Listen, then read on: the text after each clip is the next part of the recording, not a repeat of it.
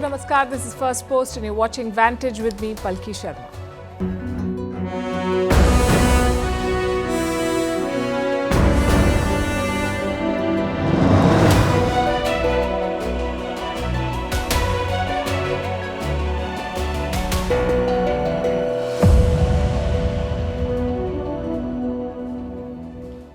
We start tonight with the fallout of Justin Trudeau's tirade against India. It is affecting both the lives and livelihoods of Indians in Canada. Indians are increasingly coming under attack. The highest number of Indian student deaths overseas has been reported from Canada. And that's not all. Indians in Canada are also facing a triple threat: guns, gangs and extremism. There is widespread discrimination and extortion. Tonight we'll tell you why Indians are feeling unsafe in Canada. Meanwhile, the divisions between Israel and the US are growing. America wants Israel to protect civilians in Gaza. Netanyahu, though, is ignoring the call. Taiwan has spotted a Chinese spy balloon just a month before the presidential election. Why African countries are making a beeline to buy Indian fighter jets. And Vladimir Putin is praising Prime Minister Modi again. We'll tell you why the Russian president is wooing India. All these stories and more coming up. The headlines first. Armenia, Azerbaijan move a step closer towards normalization. Both nations agree to exchange prisoners of war. Yerevan and Baku hope to sign a peace treaty before the end of the war. The two countries have been locked in a decades-long conflict over Nagorno-Karabakh. Turkish President Erdogan links Sweden's NATO bid to the F-16 sale. Erdogan says the US must approve its purchase of F-16 fighter jets. Only then will they act on Sweden's membership. In July, Erdogan lifted objections to Stockholm's bid after blocking it for months. Rockets fired at the US Embassy in Baghdad. It's the latest such attack amid the Israel-Hamas war. Since October, pro-Iran groups have been targeting US forces in Iraq and Syria. No group has claimed responsibility for the embassy attack yet. In India, TMC MP Mahua Moitra expelled from the Lok Sabha. The lower house of parliament voted to expel her in a cash for query case. The MP is accused of taking bribes from a businessman to ask questions in parliament. Moitra says there is no evidence against her. Another gold mine protest in South Africa. More than 400 are being held underground by rebel miners near Johannesburg. In October, a standoff between rival unions at the same mine had trapped more than 500 workers for 3 days. And a governor in Japan is in trouble for meeting Cristiano Ronaldo. Why? Because he skipped work to watch a match featuring the Portuguese superstar. The Nagasaki governor is now facing calls to resign.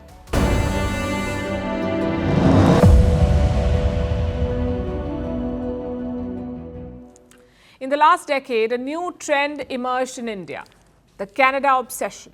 All you had to do was pick a youngster. Just ask them, where do you want to study or work? More often than not, the answer was Canada. It was like the golden ticket. Just get there and everything will be fine. But maybe not. The government of India has released some numbers. It tells us how many Indian students died abroad. The number is 403 in the last 5 years. And we have the country-wise division. Guess who tops this list? Canada with 91 deaths since 2018. At the second place is the UK with 48 deaths. And then comes Russia with 40. The US with 36. Do we know the cause of death? The government says there are multiple causes. Some are accidents, some are natural deaths, and some are because of medical conditions. But what about foul play? The Foreign Ministry spokesperson was asked about this. Listen to his response. Canada does happen to numerically be the highest, but I would urge that they be looked at in relation to the total number of Indian students in that country. Plus, we would need to see whether these are caused by violence, either car accidents. We don't know. And that's a fair point. Canada has the largest Indian student community, some 300,000 of them. Others are not even close. Russia has 15,000 Indian students. The US has 200,000. The UK has around 55,000. In that context, the numbers are not a surprise. But you see, being alive is a low bar. We need to look at other factors as well. Like, is there discrimination? Are your basic needs taken care of? Has the move abroad worked? And for many Indians in Canada, the answer is no. Let's look at discrimination first. Indians and Indian establishments have become a target recently. More than a dozen temples have been attacked since 2022. So have Indian businesses. Many of them have complained of extortion. This week, the South Asian business community met opposition leader John Rustad. They said gangs threatened their shops. But it's not just vandalism and extortion. In some cases, Indians have been killed. Like 21-year-old Karthik Vasudev, he was shot dead last year outside a metro station. Or Harmandeep Kaur. She too was killed last year. Kaur was working as a private security guard. She was attacked with a rod by a Canadian national. And these were not just murders. They were also hate crimes. In July this year, another Indian was killed, Gurvinder Nath. He was delivering food past midnight. Multiple suspects tried to attack him and steal his car. Nath lost his life in that incident. His mother later died by suicide. So that's an entire family destroyed. Now, this last case was random, but it does tell you what the risk is. Many Indian students take up jobs in Canada. Some deliver food, others drive an Uber. If things go wrong, any of them could be next.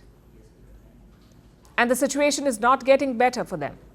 This week, 3 movie halls showing Indian films were targeted, all of them in Toronto.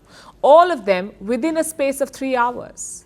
As the movie began, masked men entered the hall. They sprayed some unknown substance on the audience. Many of them started coughing in the end, and the movie halls had to be evacuated. Do you think that's a coincidence? Absolutely not. It was a targeted attack. What is Canada's government doing about it? They say they're investigating, like they're investigating all the other cases. But where is the political will? Canada is busy protecting designated Khalistani terrorists. They will kick up diplomatic storms without evidence. They will accuse foreign governments on a hunch. But what about persistent anti-India attacks? And forget ordinary Indian students. Canada cannot even protect Indian diplomats and missions. In August, death threats were issued against the Indian High Commissioner. It wasn't even a covert one. It was issued publicly on social media. And what does all of this tell you? That there is no fear of government reprisal. It's a free pass for anti-India elements in Canada, and there is a message here for the Indian students as well. Rethink your choices. Many of them already are, in fact. From July to October, there's been a drop in applications by Indian students, a drop of 40%. Many of them realize that Canada is not worth it. And no, it's not because of the Hardeep Nijjar saga. Justin Trudeau made those allegations in the month of September. This downward trend began before that. The choice is now Canada's. International students are a big money spinner for them. Around 40% of them, 40% of foreign students in Canada are Indians. It's Ottawa's duty to make them feel welcome. And how do you do that? By making all Indians feel safe and welcome.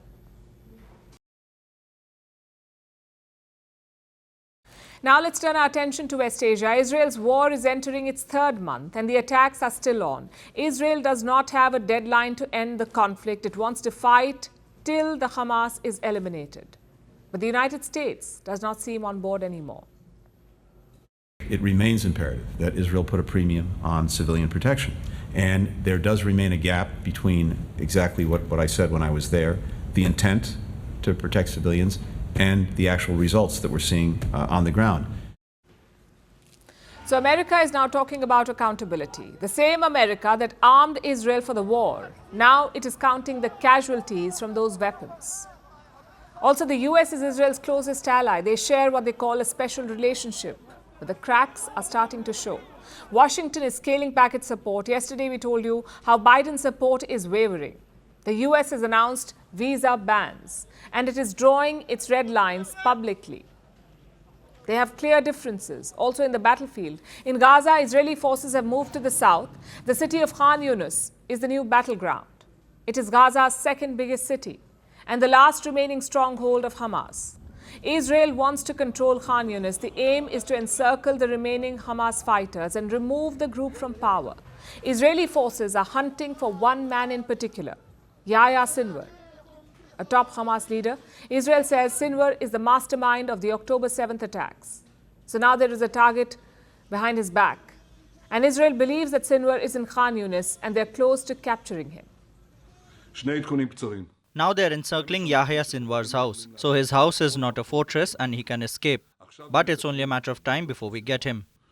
The plan sounds straightforward. Then why are the US and Israel at odds? Their difference is over the approach. Israel prefers the conventional route, sweeping airstrikes followed by ground operations. That is the Israeli playbook. It is effective, but it also leads to a high number of civilian deaths. That's how Israeli forces fought in the north. But now the Americans do not want a repeat in the south. The United States is doing to address that very situation is, number one, making clear to Israel that we do not want to see this campaign conducted in the south the way it has been conducted in the north.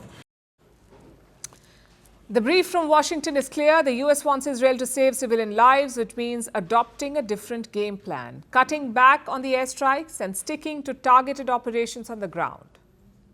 But is Israel prepared to give in to these demands? Unlikely. Then they have some other points of friction, like how much aid should be allowed into Gaza and whether there should be another ceasefire. Yesterday, Joe Biden spoke to Netanyahu again. He repeated what Blinken had said earlier, but he wasn't able to move the needle. Bombs are still falling all over Gaza, so the US has changed tack, hardened its tone, and made its complaints public. But make no mistake, this does not stem out of kindness or concerns over human rights. This is about cold strategic calculations in America. Joe Biden is going into a tough election next year. Support for Israel is hurting his numbers. First, he faced internal dissent from diplomats in the State Department. They were against the decision to support Israel. And now Biden is losing support within his party, the Democrats. 63% of them, 63% of Democrats are against Israel's war. That's according to a voter survey that came out this week. Biden cannot afford this. If he wants a second term in office, he must fix these numbers and make some difficult choices. The cost of supporting Israel is way too high for him now, and Netanyahu is not really helping matters with statements like this one. I say here to our friends in the world who are pressing for a quick end to the war. Our only way to end the war and end it quickly is to use overwhelming force against Hamas. Overwhelming force and destroy it. Let me translate that for you. He has no plans to go slow. Netanyahu wants to deploy overwhelming force in Gaza. The US wants to bend Israel to its will, but even with a close ally like Israel, there are limits to American leverage. President Biden is being forced to confront these limitations. He may not have started this war. He may not even have sent American troops to fight it. But this war could still define his legacy as president. And at the moment, it doesn't look promising.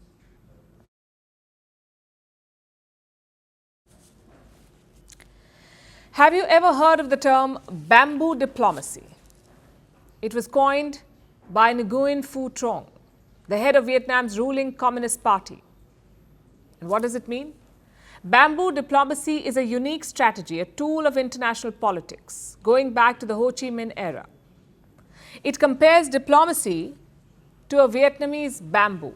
Strong roots, but incredibly flexible branches. Branches that are now balancing both the US and China. This is a classic case of bamboo diplomacy. Chinese President Xi Jinping is set to visit Vietnam. The visit begins on December 12th. He will be there for 2 days. The two countries may be neighbors, but Xi has not visited Vietnam in the last 6 years. So this visit, is quite special. And there's a lot on the agenda, from bilateral relations to trade to maritime issues. China and Vietnam have a lot to discuss. And this visit has been in the works for quite some time now. Reports say Beijing sent multiple teams to Hanoi to sort out where Xi Jinping would stay. Then the diplomats started pouring in. Foreign Minister Wang Yi visited Vietnam, apparently to finalize the joint statement. And now finally, it's time for Xi Jinping to jet in. The question is, why now? Xi's last visit to Vietnam was in 2017 for an Asia-Pacific summit, and he did not go there alone. There were other leaders there, like Donald Trump from the US and Vladimir Putin from Russia. But this time, he's going alone. 2 months after Biden came. You may remember this. Right after the G20 summit in New Delhi, US President Biden took a detour and went to Vietnam. It was a historic visit. Remember, the US and Vietnam once fought a war that America lost. And 50 years later, an American president landed there to sign deals. It was both symbolic and strategic. Vietnam is the new business hub for the world. Big American companies are shifting base there, shifting their supply chains to Vietnam. The likes of Dell, Google, Microsoft, and Apple. Now, this is all part of the de-risking or decoupling from China. Vietnam is benefiting. Then there is the market for military equipment. The US wants to wean Hanoi off Moscow. It wants to sell them weapons. Plus, Vietnam has elevated its ties with Washington. They now have a comprehensive strategic partnership. This places the US at par with China, and it has left Beijing worried. So 2 months after Biden's visit, here we are. Xi Jinping is headed to Hanoi, and on the agenda is showing who has the upper hand. China is Vietnam's largest trading partner, a vital source of imports for their manufacturing sector. China and Hong Kong's investments in Vietnam have also boomed this year, rising to $8.2 billion till November. It's double of what it was last year, $8.2 billion. And this makes China the biggest investor in Vietnam. So what Biden did with words, Xi plans to do with money. And he does have the edge here. In 2023, this year, US investment to Vietnam fell to $0.5 billion, $500 million. This is from $0.7 billion in 2022. So there is a fall this year. The US is now the 10th largest investor in Vietnam. So in terms of money, Xi Jinping is winning the race. But it's not just about money, is it? It's also about old wounds. Vietnam's relations with China are complicated, largely thanks to the South China Sea. In 1974, they fought a brief war over the Paracel Islands. In 1988, another skirmish over the Spratly Islands. And these areas are still disputed. Plus, there are strong anti-China sentiments among the people. It has often led to protests. So Xi Jinping may bring the money, but will that win him friends? Well, this is Vietnam. They chose to forget the war and welcome Joe Biden. They could do the same for China. All of it is part of their bamboo diplomacy. Hanoi has two superpowers jostling for influence. It seems the bamboo balancing is already paying off.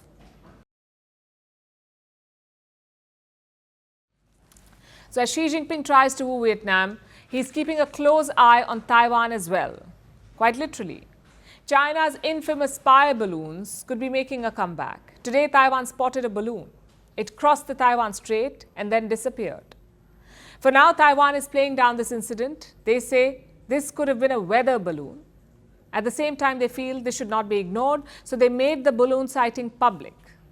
Taiwan is heading into a presidential election next month, and they're on their guard. The Chinese army, the PLA, is intensifying incursions in the region. Taipei has spotted multiple warplanes and drones. Our next report tells you more about China's growing provocations. For 4 years now, Taiwan has been fending off China's aerial provocations, and today was no exception. A dozen Chinese planes crossed into the Taiwan Strait. They flew near the island, made their presence felt, and left. These incidents are a routine affair, but this time there was one notable difference. A balloon was accompanying the Chinese planes. It made Taipei sit up and take notice. We are paying attention to that. Maybe the balloon was blown in our direction due to the monsoon. Our initial understanding is that it was a weather balloon. China's balloons have a notorious reputation. In February, the US had spotted a balloon as well. It was seen flying over key military sites. America said China sent this balloon to spy. The US forces promptly dispatched an F-22 plane and shot down the alleged spy balloon with a missile. Taiwan has threatened to shoot such balloons in the past, but this time it didn't go down that road. Today it chose to exercise caution and watch the balloon instead. It was flying at an altitude of 21,000 feet. It crossed into the Taiwan Strait, then disappeared. Taipei says it could have been a weather balloon, but it can't afford to ignore the sighting. Next month, the people of Taiwan will vote for a new president, and there are claims of Chinese interference. So they are doing all sorts of things to interfere in our election, and we can expect more leading up to our voting date. Taipei has been gathering proof. Reports say Taiwan's officials have intelligence from the mainland. There was a meeting this month. It was chaired by Wang Huning. Wang is a key Communist Party leader. He looks after Taiwan affairs. Other senior Chinese leaders joined Wang. They discussed the presidential election in Taiwan and agreed to coordinate efforts to sway the results. The goal is obvious. Beijing wants pro-China leaders to take power in Taiwan. Different wings of the Chinese government are being mobilized for this mission, like the Base 311 unit of the Chinese military. Taipei believes Base 311 has been tasked with running influence operations. The plan is to use news outlets and social media to sway the opinion of voters. 2 more departments have been given important responsibilities: the Taiwan Affairs Office and the United Front Work Department. These are part of the Chinese government machinery. For the election in Taiwan, these departments will launch outreach programs. Through this effort, officials in Beijing will reach out to politicians in Taiwan and hold exchanges. Another part of the plan involves supplying air tickets. They'll be given to Taiwanese living in China so that they can fly to Taiwan and vote. Is sending spy balloons part of this elaborate plan? Diplomats in China were asked about the statements made by Taiwan, and Beijing is feigning ignorance. Taiwan is part of China and there is no such thing as a foreign ministry or defense ministry of Taiwan. Regarding your first question, I'm not aware of the situation and it is not a diplomatic question. Beijing's history of interference in Taiwan is well documented. So whether or not China deliberately dispatched a spy balloon, Taipei has good reason to keep its guard up.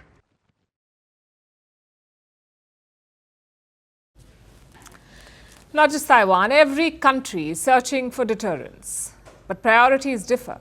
In some places, budgets do not matter. It's all about spending as much as you can, like in the US or Europe. But elsewhere, affordability matters. And that is India's pitch to countries in Africa: reliable yet affordable weapons. Talks are underway with countries like Egypt and Nigeria. They're keen on India's Tejas jet. Some background first. The Tejas is produced by HAL, Hindustan Aeronautics Limited. It is a state-owned defense company in India. Tejas is one of their most advanced offerings. It's a single-engine, multi-role fighter jet. It can offer air support, engage in close combat, also take ground attack positions. India is planning to make a large Tejas fleet. Last month, a new order was placed by the Air Force. 97 Tejas jets for 55,000 crore rupees. So India is buying a lot of it. What about foreign countries? Not so much. Exports make up just 1% of HAL's total revenue. The idea is to change that. More than half a dozen countries are interested in the Tejas. From Australia to Malaysia to Indonesia, at least 3 of them are in Africa: Egypt, Nigeria, and Botswana. Now, India and Nigeria signed a defense deal in September. It's a $1 billion partnership. Same with Egypt. Prime Minister Narendra Modi visited Cairo in the month of June this year. Before that, Egypt's President El-Sisi was chief guest at India's Republic Day, again this year. Many are calling it the second coming of India-Egypt ties. If so, its cornerstone is defense. Now, we've spoken about India's defense ambitions before. New Delhi wants to export more. But tonight, let's look at the African arms market. How big is this market? Where do they buy from? And why are they now turning to India? Let's start with the market size. In 2022, African nations spent close to $40 billion on defense. 54 nations, $40 billion in spending. The biggest spenders are in the north, like Algeria, Egypt, and Libya. As you move to the interiors, the spending falls. It's a drop in the ocean compared to the US or China or India. I'll give you the numbers. The Americans spend more than $800 billion on defense. China spends more than $290 billion. India spends around $80 billion. And these are countries. But Africa as a continent spends only $40 billion, 40. So the market is small. That also means the buyers are smart. They will maximize their budget to get the best product. Which brings us to the second question. Where do they usually buy from? Mostly Russia. From 2018 to 2022, around 40% of Africa's weapons came from Russia. The US was second with 16% and China was third. But after the Ukraine war, Russian exports have slowed. Hence the opportunity. Countries like India and China sense a window here. And it's not just about the current market, it's also about long-term investments. Just consider what the Russians did with India. They started selling to India in the 20th century. But even today, Russia is the biggest arms exporter to India, also a strategic partner. So defense sales can help in more ways than one. And we could see this in Africa. Today, their spending is worth just $40 billion, but it won't stay there forever.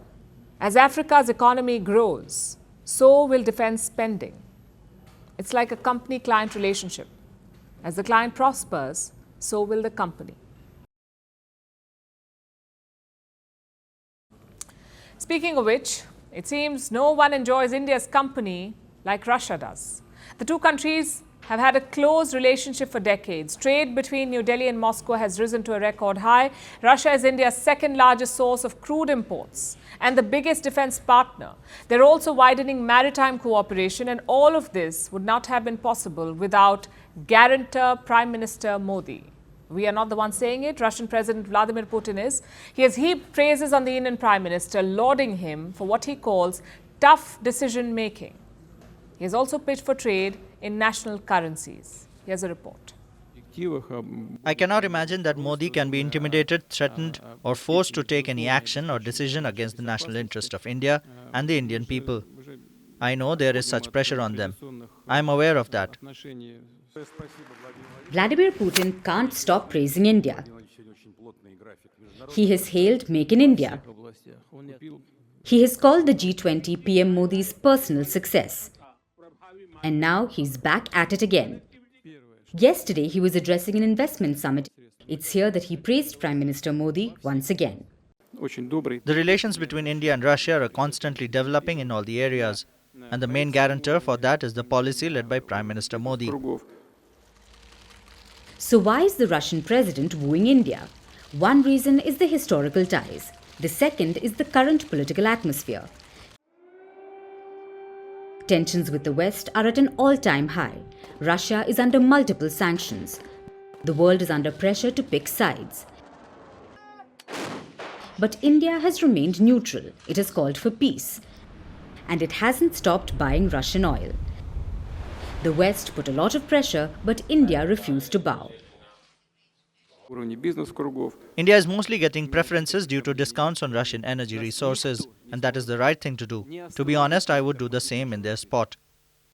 India and Russia are old partners. The two countries have a long history of military cooperation. Russia is India's largest supplier of defense equipment, even though the sales have dropped. In the past decade, Russian arms sales to India dropped by 65%. In 2022, it was worth $1.3 billion. So while sales may have fallen, it's still a big number. Then there's trade. In 2022, it was $35 billion. And in just the first half of 2023, it's already $33.5 billion. So trade is clearly booming. And now Putin wants to take it further. He wants to use national currencies for trade. We should work on the financial infrastructure. We need to use more national currencies in our mutual transactions. This is a statement that might excite India. Earlier this year, India and Russia suspended efforts to settle bilateral trade in rupees. This was after months of negotiations. It's because Moscow and New Delhi have a high trade gap, and most of it is in favor of Russia. So Moscow believed they would end up with an annual surplus of rupees, almost close to $40 billion. Plus, the rupee is not fully convertible, so it never worked out. Now that Putin has mentioned it again, maybe it isn't the end of the road for the rupee-ruble trade.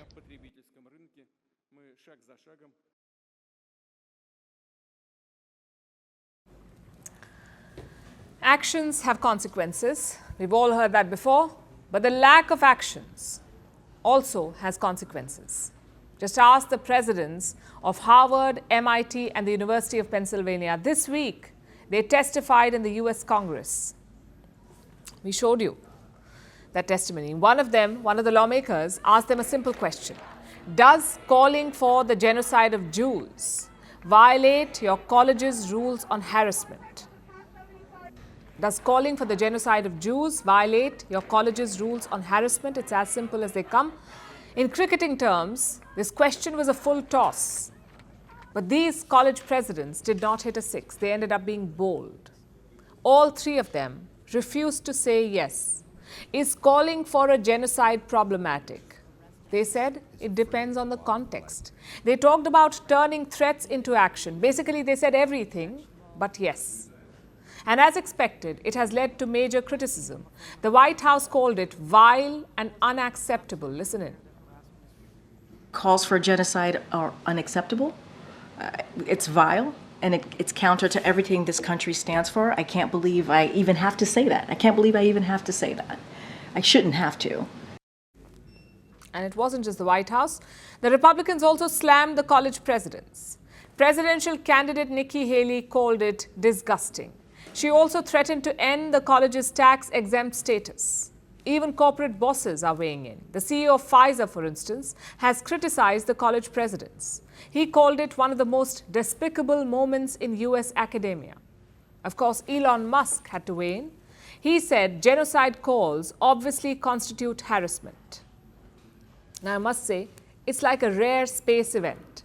Republicans and Democrats are on the same page. Big Pharma is standing up for what's right, and Elon Musk is making sense. It tells you how horrible the statements were. And the criticism seems to have worked. Two of the college presidents have made a U-turn. Listen to the president of the University of Pennsylvania. In that moment, I was focused on our university's longstanding policies aligned with the US Constitution, which say that speech alone is not punishable. I was not focused on, but I should have been, the irrefutable fact that a call for genocide of Jewish people is a call for some of the most terrible violence human beings can perpetrate. It's evil, plain and simple. So her focus was not right. I'm afraid that's a weak excuse. The lawmaker asked the same question multiple times. She had many chances to say yes. So it was not really a lack of focus. It was a lack of moral compass.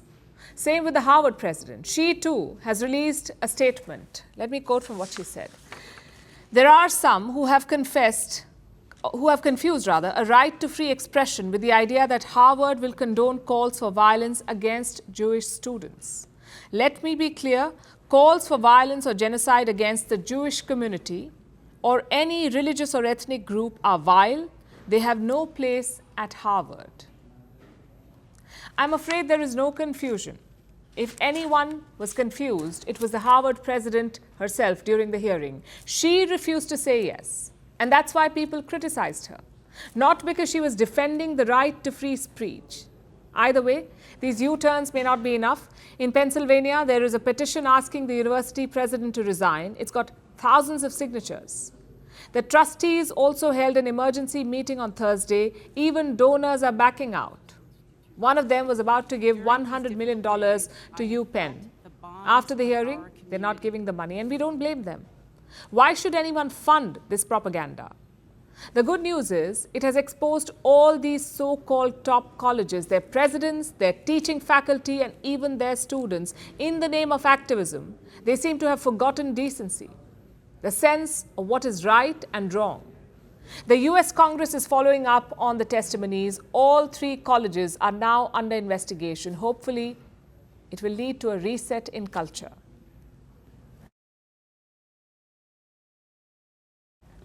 And now let's turn to Japan. It's a tough time for Prime Minister Fumio Kishida there. His popularity is sinking, his ratings were already poor, and now he has a scandal at hand. Japan's ruling party is under investigation. This is over a fundraising scandal. Party factions are accused of underreporting funds. They are being investigated now. And today, Kishida has stepped down as chief of his faction in the party. But there could be more trouble ahead. If even one of his lawmakers is found guilty, he may have to step down as prime minister. Our next report looks at Kishida's growing troubles at home.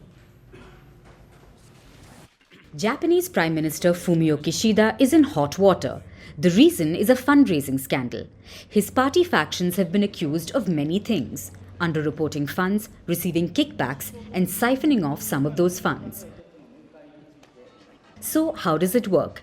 In Japan, lawmakers hold fundraising events. It's a way to raise money. Usually, this money is raised by the sale of tickets. You hold an event, you sell tickets, you raise money, you deduct the money you spent on the event, and the remaining profits go to the organizers. For Japan's factions, this is the main source of revenue. They raise millions of yen every year. In 2022, the Kishida faction received 229.35 million yen in revenue. 80% of that comes from fundraising parties, so it's quite a big deal. Now, of course, that means there are some rules. Political parties need to report this revenue, especially if it's more than 200,000 yen in a year. As long as it's reported, there's nothing wrong in raising the money, which makes this quite an explosive scandal in Japan. Because not only did the lawmakers not report the earnings, they also pocketed some of these funds. The allegations came in last November. Some ruling party factions were accused of pocketing some of these monies, something close to 40 million yen. 5 factions were accused. One of them is the Kishida faction. On Wednesday, Kishida ordered his party to put a temporary halt to all such events. He said he was tackling the issue and wanted to restore the trust of the public. Today, he resigned as the party chief of his faction. But if his lawmakers are implicated or forced to resign, he may have to step down too. Which brings us to Japan's Liberal Democratic Party. It has held power in Japan for most of its post-war era. But Kishida's popularity is in the dumps. His ratings are lower than 30%. Even a stimulus package did not help. Kishida seems to be giving away money. But no one still wants to vote for him. And the reasons are many. Kishida was never as popular to begin with. He was unpopular when he was chosen, and the numbers have only gotten worse since then. Plus, voters are worried about rising costs and tax hikes. All of this makes for the perfect political storm, one that could see Kishida out of office. Japan is set to hold its leadership elections next year, with a general poll due by October 2025.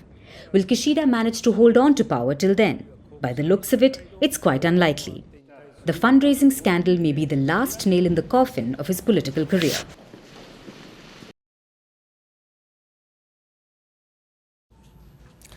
In any 1 week, the world over, 9 out of 10 adults complain of an illness. It could be anything from headache, cough, backache to anxiety or fever. 9 out of 10 adults. To restore their health, 1 in 4 of these adults take over-the-counter medicines. These are medicines that you can buy without prescription. Think cough syrups or aspirin. These drugs commonly relieve aches, pains and itches. In India, one of their reigning champions is this pill, Meftal Spaz. It is used to relieve pain. It is a fan favorite among women with menstrual cramps and patients suffering from arthritis. So much so that Meftal is a household name at this point. But now there is a government alert against it. Meftal Spaz has come under fire. The government of India has identified safety issues with this drug, mostly related to the DRESS syndrome. Now, what is that? What is the DRESS syndrome? DRESS is short for drug reaction with eosinophilia and systemic symptoms. It's basically linked to fever, skin rashes, blood abnormalities, and it has a mortality rate of about 10%. But persistent use of Meftal Spaz can cause other problems too. A lot of them. On the upside, the possibility of such reactions is rare. Nonetheless, it is scary, especially given the supply and consumption of such drugs. Meftal Spaz is not supposed to be sold the way it is. It is not an over-the-counter drug. It is not supposed to be a monthly BFF. This is a prescription drug, to be taken only when prescribed by a doctor, and yet most people pop the pill on their own. And this is not a unique example of self-medication. It is rampant in India. Reports say 52% of Indians self-medicate. 52%, more than half. And why just Indians? The world over, people self-medicate. It got worse during the pandemic. That's when nearly half of the world was taking medicines without a doctor's guidance. The prevalence was the highest in Asia and the lowest in Europe. But it did happen the world over. This culture of self-medication is a major health concern. It contributes to medication errors rather, which kills over 3 million people every year. And we're not saying that over-the-counter meds are all bad. Access to these drugs is very important. It releases the government's time and resources. For instance, this year, birth control pills were approved for sale without a prescription in America. And that's good news. Over-the-counter drugs usually have negligible side effects. They do not require explanations or prescriptions, so access to medicines becomes easy and wide, especially in developing countries. I'll give you one more example. Like Zambia, Senegal, and Tunisia, where everyday medicines like paracetamol are sold for far more money. Sometimes 30 times the cost in the US and the UK. In such situations, over-the-counter drugs can be life-saving. But that is not always the case. Sometimes unsafe or banned drugs enter the market and they're sold at local pharmacies. Like in 2010, chemists were selling banned painkillers in India. In 2015, banned drugs were found in sports supplements sold across Northern Ireland. This year, muscle-building drugs, known to cause liver problems, were being sold across Britain. And these are extreme cases, but in some scenarios, even relatively safe drugs come with side effects. Medicines used as sleep aids, like Benadryl and Demerol. They increase the risk of dementia. In other cases, drug overuse can cause problems, like in the case of antibiotics. According to a government report last year, a majority of Indians have become highly resistant to life-saving antibiotics thanks to unnecessary dosage and self-medication for trivial ailments. So my point is quite simple. It's not always the medicines. It's the trend of self-medicating that is dangerous. There may be a pill for almost every problem, but when use of over-the-counter medicines becomes over the top, it is a cause for concern. So we say, choose wisely.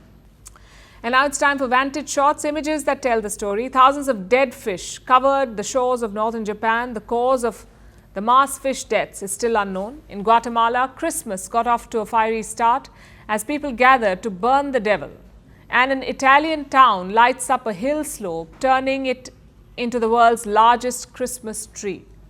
Finally, we're taking you back in history. On this day in 1980, British musician John Lennon was shot dead in New York. The shooter was a deranged fan named Mark David Chapman. Lennon shot to fame with the Beatles, of course. He later went on to have a successful solo career. We're leaving you on that note. Thank you for watching. Have a good weekend.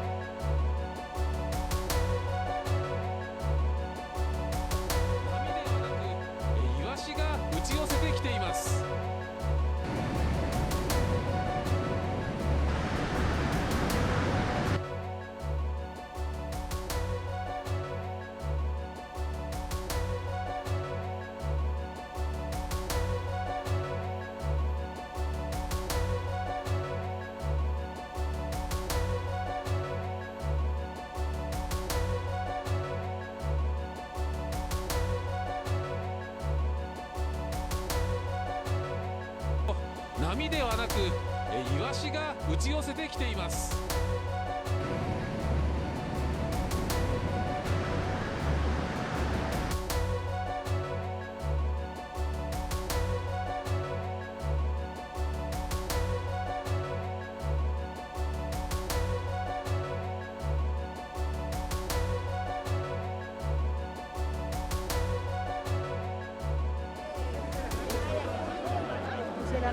Let's go!